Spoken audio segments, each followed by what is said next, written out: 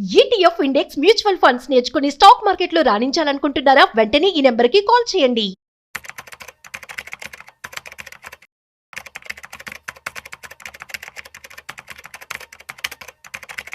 Sir నమస్తే sir. Sundararamareddy గారు. నమస్తే సార్.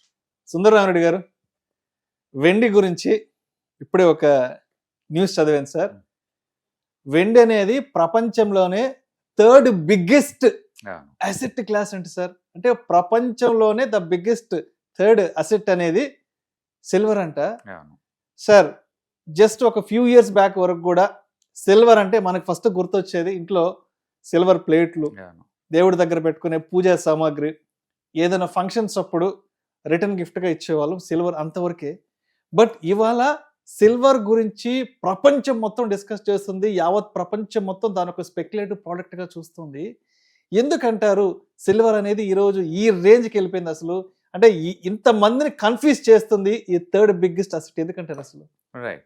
సో బేసికల్గా అంటే ప్రతి అసెట్ ఏదో టైంలో బ్రేక్అవుట్ అవుతూ ఉంటాయండి. కపుల్ ఆఫ్ ఇయర్స్ తర్వాత రెస్ట్ తీసుకుంది అనుకోండి, ఖచ్చితంగా బ్రేక్అవుట్ అవుతూ ఉంటాయి అనమాట. ఈ సంవత్సరం మెటల్స్ మొత్తం రాకింగ్. బేసికల్గా సిల్వర్ 170%, ఇది గోల్డ్ ఆల్మోస్ట్ 70%, అండ్ ప్లాటినం 140%, అంటే కాపర్, జింక్, నువ్వు ఏదన్నా వేసుకోండి. ఒక ఆయిల్ తక్కువ మూవ్ అయిందని కానీ మిగతా కమోడిటీస్ మొత్తం కూడా బుల్ మార్కెట్ రన్ అవుతుంది వరల్డ్ వైడ్గా అన్ని చోట్ల కూడా. అండ్ ఈ సిల్వర్కి ఎందుకు అంత టూ మచ్ డిమాండ్ వచ్చిందంటే, మామూలుగానే ఇండస్ట్రీ డిమాండ్స్ పెరిగిపోయినాయి ఇంత ముందు పోల్చుకుంటే. ఇప్పుడు గోల్డ్ అనుకోండి, గోల్డ్ ని భూమి మీద నుంచి తీసారంటే భద్రంగా లాకర్లో దాచుకుంటాం, అది తిరిగి మళ్ళీ భూమిలోకి చేరదంగా. వెండి అలా కాదు, ఇండస్ట్రియల్ యూటిలిటీ చాలా ఎక్కువ ఉంటుంది. సపోజ్ ఒక ఎలక్ట్రికల్ కార్ లో ఉంటే ఆల్మోస్ట్ 30 grams వాడతారు గోల్డ్, సిల్వర్ ని. టోటల్ అన్ని పార్ట్స్ కలిపి. అంటే వరల్డ్ వైడ్ ఎలక్ట్రికల్ గూడ్స్ పెరుగుతున్నాయి కదా, ఎలక్ట్రికల్ వెహికల్స్ పెరుగుతున్నాయి కదా, అందుకని సిల్వర్ యూసేజ్ పెరిగిపోయింది బై డిఫాల్ట్. అందుకని సిల్వర్ ఒకసారి వాడితే ఏమవుతుందంటే అది కండక్టర్ లాగా పైన పల్సటి లేయర్ లాగా పోతారు, దాన్ని మళ్ళీ రీసైక్లింగ్ చేయలేము అంత ఈజీగా. రీయూజబుల్ కాదు, ఒకసారి బయటకి తీస్తే అది మళ్ళీ భూమిలోకి వెళ్ళిపోవాల్సింది. ఎందుకంటే అది అంత రీసైక్లింగ్ చేసినా సరే అంత వర్త్ ఏం రాదు. అంటే ఒక 100 kgs సిల్వర్ వాడితే ఒక 20 kgs బ్యాక్ వస్తుందేమో కానీ మొత్తం అయితే రాదు. అందుకని సిల్వర్ రీసైక్లింగ్ లో పోయేదే ఎక్కువ ఉంటుంది, మళ్ళీ భూమిలోకి డిప్రిసియేషన్ ఎక్కువ ఉంటుంది. కాబట్టి ఇండస్ట్రియల్ యూటిలిటీ ఎక్కువ అవుతున్నమాట నిజం, ఇన్వెస్ట్మెంట్ కి ఎక్కువ అవుతున్నమాట నిజం. బట్ ఈ మధ్య కాలంలో ఈ ఈటీఎఫ్స్ పుణ్యం అంటూ ఫీచర్స్ అండ్ ఆప్షన్స్ లో బెట్ కాసే వాళ్ళు ఎక్కువ అవుతున్నారు. అందుకని వరల్డ్ వైడ్ గా ఒరిజినల్ యూసేజ్ కన్నా కూడా స్పెక్యులేటివ్ యాక్టివిటీ ఎక్కువైపోతుంది సిల్వర్ లో. దాంతో సిల్వర్ ఒక్కసారిగా డిమాండ్ పెరిగిపోయింది. రీసెంట్ గా చైనా వాళ్ళు అసలు బ్యాన్ చేసి పడేశారు. జనవరి 1 నుంచి ఇంటర్నేషనల్ లెవెల్లో మీరు ఏదైనా ఎక్స్పోర్ట్ చేయాలంటే గవర్నమెంట్ దగ్గర లైసెన్స్లు కావాలి వాటికి. అంటే ఎవరు పడితే వాళ్ళు ఎక్స్పోర్ట్ చేయడానికి వీల్లేదనమాట. ఈవెన్ అమెరికాలో కూడా కొన్ని ట్రేడింగ్ అకౌంట్లు ఆపేస్తున్నారు వాటిని, అంతగా రిస్ట్రిక్షన్ పెడుతున్నారు సిల్వర్ మీద. ఇప్పుడు దాని వాల్యుయేషన్ చూసుకుంటే, మార్కెట్ వాల్యుయేషన్ కనుక చూసుకుంటే సిల్వర్ వరల్డ్ లోని థర్డ్ బిగ్గెస్ట్ అసెట్ క్లాస్ గా మారింది. ఫస్ట్ ఉంది గోల్డ్ అండి, first asset class gold. Gold literally almost ఎన్ని ట్రిలియన్ అంటే ఆల్మోస్ట్ ఇది 28 ట్రిలియన్, $28 trillion గోల్డ్. గోల్డ్ లోనే ఉన్నది టాపెస్ట్ అసెట్ క్లాస్ అనమాట. ఇంతకీ ఆ గోల్డ్ ని ఎలా లెక్కేస్తారంటే, ఇప్పుడు వరకు ప్రపంచవ్యాప్తంగా మనిషి పుట్టిన కానీ ఇప్పుడు దాకా మైనింగ్ లో ఎంత బయట తీశారు అన్న దాన్ని బట్టి లెక్కేస్తారు. ఇప్పటి వరకు అయితే 2.8 lakhs టన్నులు బయట తీశారు గోల్డ్ ని. గోల్డ్ 2.8 lakhs టన్నులు. వెండి వచ్చేసి 380 లక్షల కోట్ల అంటే బయట తీసిందేమో 17 lakhs tons సిల్వర్ ఇప్పటి వరకు భూమిలో నుంచి బయట తీసింది 17 lakhs tons అనమాట. గోల్డ్ అయితే 2.4 tons అనమాట తీసింది బయటికి. వాటి వాల్యుయేషన్, మొత్తం వాల్యుయేషన్ ఇప్పుడు కరెంట్ మార్కెట్ లో కలిపితే ఎంత అంటే, ఆ లెక్కన వేసుకుంటే గోల్డ్ నెంబర్ 1, ఆల్మోస్ట్ అది 28 tons, 28 trillion అనమాట డాలర్స్ అనమాట. రెండోది ఎన్విడియా అండి, ఎన్విడియా 4.5 trillion అనమాట మార్కెట్ వాల్యూ. అంటే మూడోది వెండి అండి, మూడోది వెండి కూడా దగ్గరగా 4 వచ్చేసింది, 4 trillion వచ్చేసింది. అంటే ఒక 10% ఉంటే వెండి పెరిగితే కనుక వరల్డ్ లోనే సెకండ్ బిగ్గెస్ట్ అసెట్ క్లాస్ అయిపోద్ది. అంటే ఇప్పటి వరకు 380 లక్షల కోట్లు ఉంది, కొంచెం పెరిగిందంటే మీరు చెప్పినట్టు దాటేసింది. ఎన్విడియా దాటేసింది కూడా, ఎందుకంటే డిమాండ్ ఎక్కువ ఉంది కాబట్టి.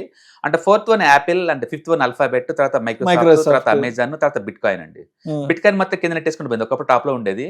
ఈ సంవత్సరం 1 year లోకి వెళ్ళిపోయింది కదా, అందుకని బిట్ కాయిన్ డ్రాప్ అయింది అనమాట. మొత్తానికి గోల్డ్ బెస్ట్ అసెట్, రెండోది ఎన్విడియాని దాటేసి సిల్వర్ అవుద్ది. అంటే ప్రపంచవ్యాప్తంగా గోల్డ్ సిల్వర్ టాప్ లో ఉంటాయి. అయితే లెక్కలన్నీ ఎలా వస్తున్నాయి, స్టాక్స్ అనుకోండి కంపెనీలో ఉన్న మొత్తం stocks into current share price చేశారు కాబట్టి ఈజీ చెప్పేచ్చు స్టాక్స్ని.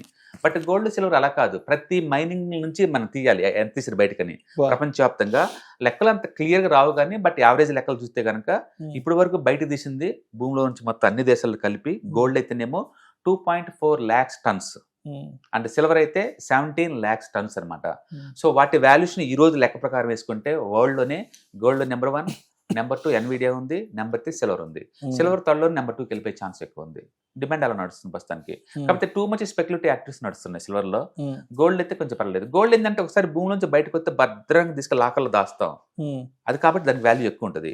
సిల్వర్ అలా కాదు, ఇండస్ట్రియల్ యాక్టివిటీ ఎక్కువ ఉంటుంది, ఇండస్ట్రీలో యూటిలిటీ. దాంతో ఏంటంటే ప్రతి ఎలక్ట్రికల్ కండక్టర్ దగ్గర అది లేయర్లో పోతా ఉంటారు కాబట్టి సిల్వర్ ఇండస్ట్రియల్ యూటిలిటీ చాలా ఎక్కువ ఉంటుంది. మళ్ళీ తిరిగి అది వేస్ట్ అయిపోయి ఇండస్ట్రీ యూటిలైజేషన్ ఎక్కువ ఉంటుంది, బట్ అది రెండోసారి రీయూజబుల్ కాదు, తక్కువ ఉంటుంది. అందుకని హ్యూజ్ డిమాండ్ ఉంది. లాస్ట్ 5 years నుంచి వరల్డ్ వైడ్ గా సిల్వర్ తయారు చేసే మైనింగ్స్ తగ్గిపోయినాయి. పైగా మోర్ ఎవర్ గోల్డ్ లాగా డైరెక్ట్ దొరకదు సిల్వర్ ఆల్మోస్ట్ 75% లేదు, బై ప్రొడక్ట్ లాగా దొరికింది అనమాట. అందుకని సిల్వర్ మైనింగ్ తక్కువ, ఇండస్ట్రియల్ యూటిలిటీ ఎక్కువ అవుతుంది. రాను రాను ఇండస్ట్రియల్ యూటిలిటీ ఇంకా ఎక్కువ పెరిగింది తప్ప తగ్గేది లేదు. అంటే జనం కూడా స్పెక్యులేషన్ బిగిన్ చేశారు కాబట్టి టూ మచ్ పోయింది ర్యాపిడ్ స్పీడ్ తోటి. ప్రస్తుతానికి ప్రపంచంలో ఎక్కడ పోయినా సరే బిట్ కాయిన్ మర్చిపోయారు, క్రిప్టో కరెన్సీ మర్చిపోయారు, అండ్ స్టాక్స్ మర్చిపోయారు.